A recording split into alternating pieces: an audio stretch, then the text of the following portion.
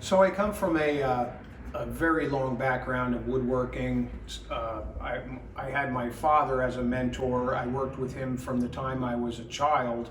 I produced my first professional piece of furniture at age 16. I'm now 66 years old. That means I've been in this business for 50 years. So I picked up a few things along the way that I can share with you and really get you going. So the whole idea of this is we don't all want to go to college or don't have college in us. I did not have college in me, yet I had a very good, successful career as a woodworker for all those years. College wasn't necessary for me. I did pay attention in high school to things that I knew were going to be important to me, like geometry. Okay, there's a lot of geometry in woodworking. So anyway, at age 16, I produced a piece of furniture for a client that was a big hit, and it was the first time I made money making a piece of furniture, and I thought that was really cool. And over the years, I kept doing it, and in 1991, I won an international furniture competition produced by American Woodworker magazine. This contest was against all the people that I had been reading about in Fine Woodworking magazine, American Woodworker. These are guys from England, France, America, you name it. And I had the honor of beating them in this competition. It was really, really a nice feather in my hat. You too can join this bandwagon and have a lot of fun making things out of wood. I've got some companies on board with this from that are members of the Woodworkers of Northern New Jersey Woodworkers Guild. Okay, some of these companies are involved even right here in Hackettstown. Mango Custom Cabinets is one of them.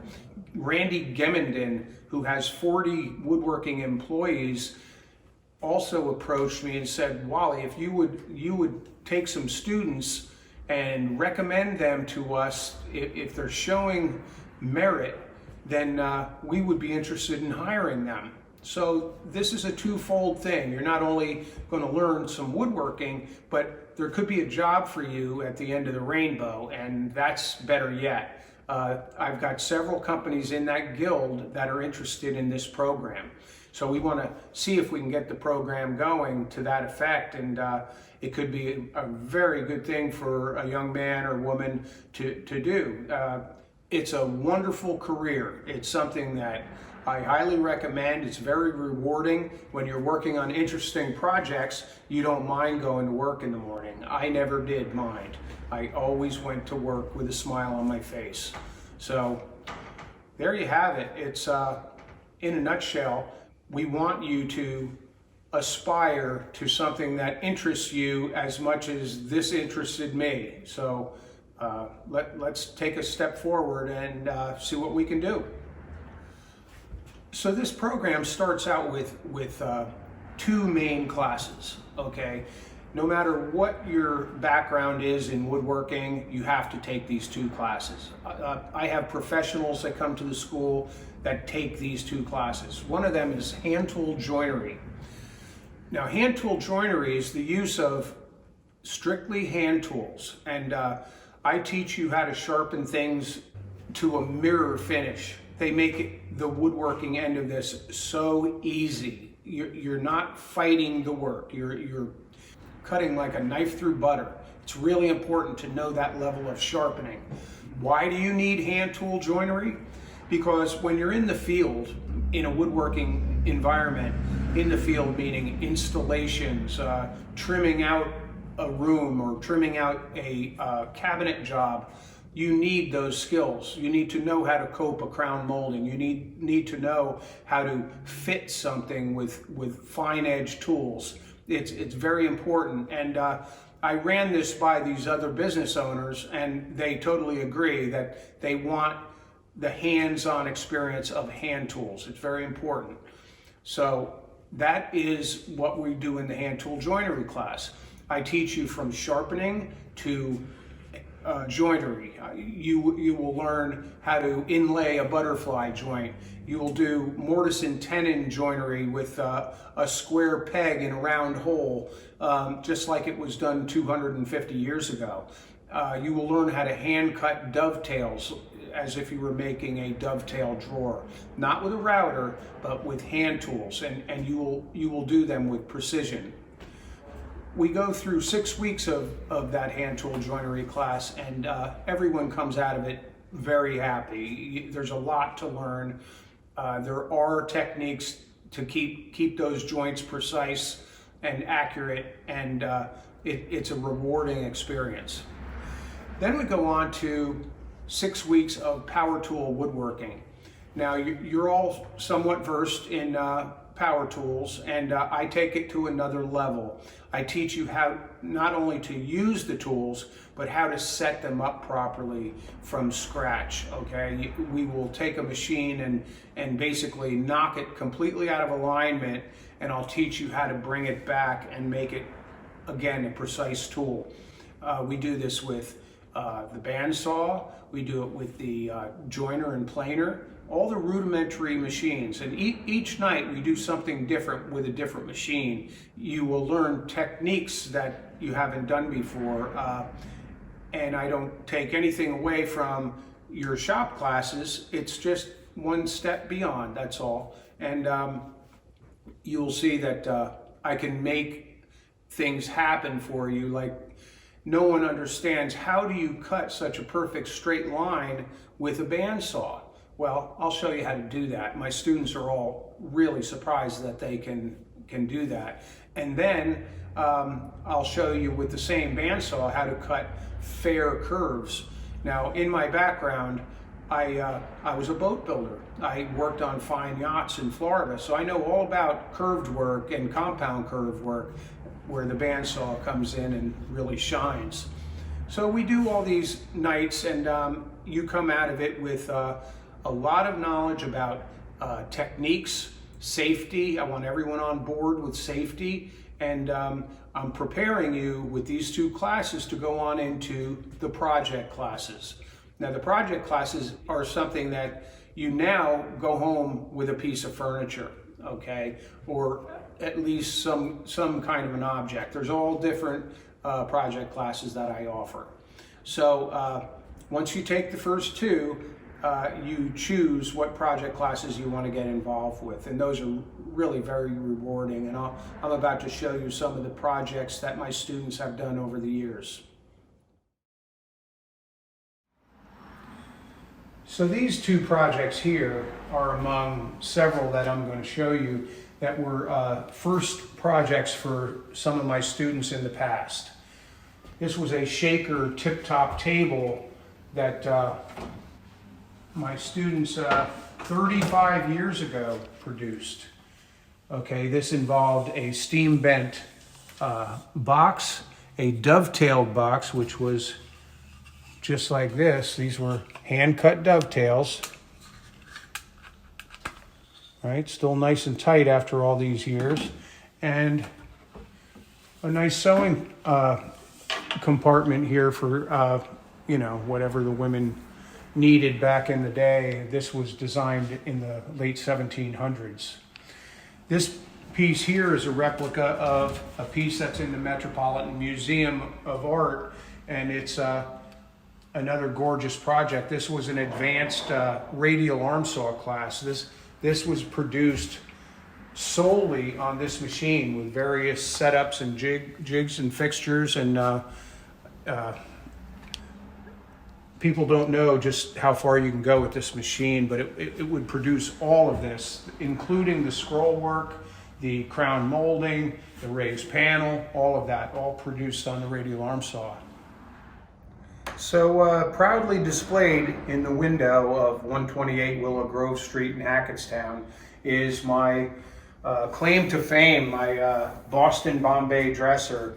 I built this for a wealthy client in 1991, and in 1992 it won the Excellence in Craftsmanship Award for American Woodworker magazine. This was publicized in all the different local newspapers, this being the former Hackettstown Gazette, Woodshop News.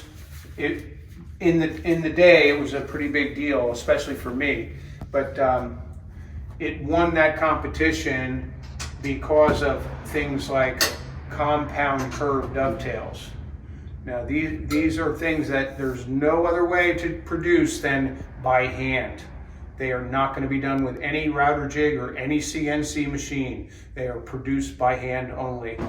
So this was the winner, first place winner of the Excellence in Craftsmanship Awards. Very proud of that. So we're back into what I call the tribute room. This room was dedicated to my dad. This was all his stuff. The picture frame that around his portrait here was done by him. The cobbler's bench was a class project. This was hand-cut dovetails. These are all sliding French dovetails. This is a replica of a piece from the early 1700s.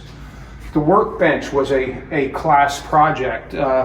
Each student built a workbench. It was quite an undertaking to have, I believe it was 10 benches going at one time being built. But it's a beautiful bench.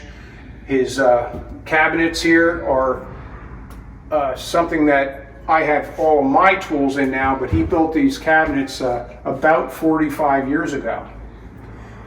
His chisels and my chisels combined. This machinist chest here was also a class project. We probably made 24 of these in 2 different sessions, but this was also, every student went home with one of these tool chests. And this one was my dad's, and that's him in it. Very cool. So again, class projects. The chair here was also a class project. It's a guitar player's chair. Very comfortable to sit at and play your guitar or whatever stringed instrument you're into. So now we've moved into the power tool area. As you can see, this is a beautiful facility for just wanting to be here. It's got a warm, inviting atmosphere. We have this high cathedral ceiling and all these beams in here to look at. It's just, the natural light is beautiful. It's a great environment to work. All my students that come in here just love being here. It's a nice atmosphere. It's warm and inviting, and I think that's really important for a wood shop. I have all of the basic rudimentary machines in here. Things that I basically dissect for you and show you exactly how they work and why, and how to fine tune them to give you all the best results in your finished products and your cuts. You know, we don't burn through cuts. We make beautiful cuts on every machine. Everything is fine tuned, and it's real important for woodworking. So if you look around, you will see it's just a great atmosphere. Nice place to be. Okay, so you are in the hand tool joinery area. I've got workbenches and workstations set up for 10 students in here. I'm trying to keep the classes fairly small, but I can have up to 12 students in here. These are 4-station benches to show hand tool joinery to the students. Each person gets a corner of these pinwheel benches. These I built just for this class. They're very nice, sturdy benches. Each one has a quick release vise and a set of dogs and hold downs and tool troughs. I also have the node and adjustable benches. This is a 2-station bench that I have in here for people of height, tall or short. I can adjust these up and down for various situations. But I have 2 of these. If I need to bring a second one in, I can. This room is also my lathe turning room. There will be a 3rd lathe in here, but I like to keep the lathe classes very small. You have to be pretty much one-on-one with a new beginner on the lathe. You have to be right over their shoulder. So I already have 2 lathes, but I am going to produce a 3rd lathe. I have a bunch of machinery on the lower level of this building that's not up here yet. But right now I have enough stuff to go around.